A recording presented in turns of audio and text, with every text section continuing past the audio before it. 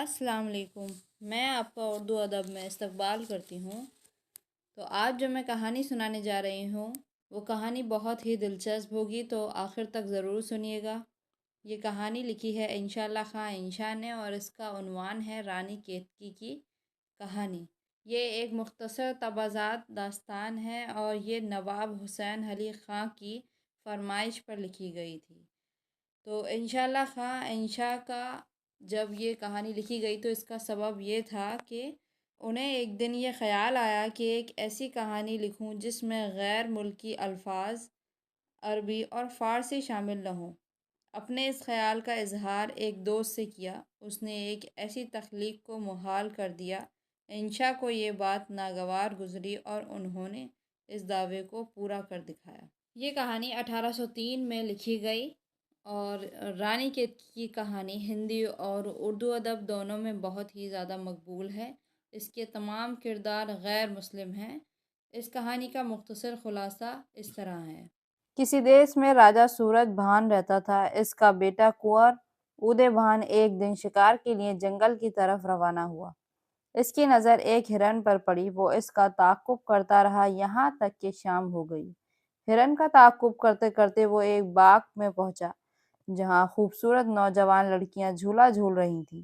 ان میں ایک جگت پرکاش کی حسین اور جوان بیٹی رانی کیتکی موجود تھی۔ اس پر ادے بھان کی نظر پڑی۔ ادے بھان بھی خوبصورت نوجوان تھا۔ دونوں کی نظریں ملیں اور ایک دوسرے کے عشق میں گرفتار ہو گئے۔ رانی کیتکی اپنی سہیلی مدن بان سے ادے بھان کی محبت کا ذکر کرتی ہے۔ پھر اسی کے ہی مشورے سے دونوں ایک دوسرے کے قریب آتے ہیں، اپنا اپنا تعارف کرواتے ہیں اور عشق کی نشانی کے طور پر ایک دوسرے کی انگوٹھیاں بدل لیتے ہیں، پھر اپنے اپنے دیس لوٹ جاتے ہیں۔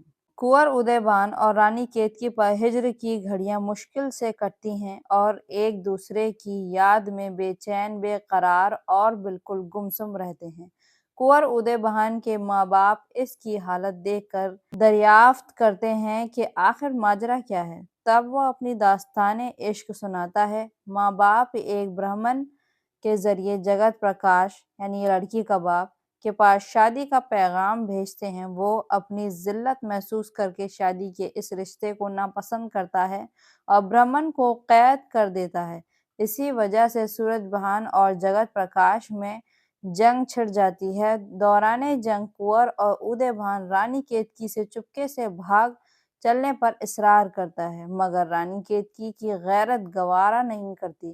جگت پرکاش اپنے گرو مہیندر گر کی مدد سے کنور ادے بھان اور اس کے ماں باپ کو ہرن بنا دیتا ہے اور ساری فوج ایک آگ کے بگولے سے تباہ کر دی جاتی ہے۔ رانی کیتکی پریشان اور فکر مند رہتی ہے، مدن بان کے سمجھانے سے کچھ تسلی پاتی ہے، پھر بڑی ہوشیاری سے کھیلنے کے بہانے ماں سے مہیندر گر کا دیا ہوا بھبوت یعنی کہ راکھ جو جوگی اور سنیاسی اپنے بدن پر ملتے ہیں مانگ لیتی ہے۔ بھبوت کو آنکھوں میں لگا کر ادے بھان کی تلاش میں جنگل کی راہ لیتی ہے۔ کیتکی کے غائب ہو جانے سے ماں باپ پریشان ہو جاتے ہیں اور پھر مدن بان کو بھی بھبوت دے کر کیتکی کی تلاش کے لیے روانہ کر دیا جاتا ہے۔ آخر میں بڑی تلاش کے بعد کیتکی کا پتہ لگا کر گھر میں واپس لایا جاتا ہے۔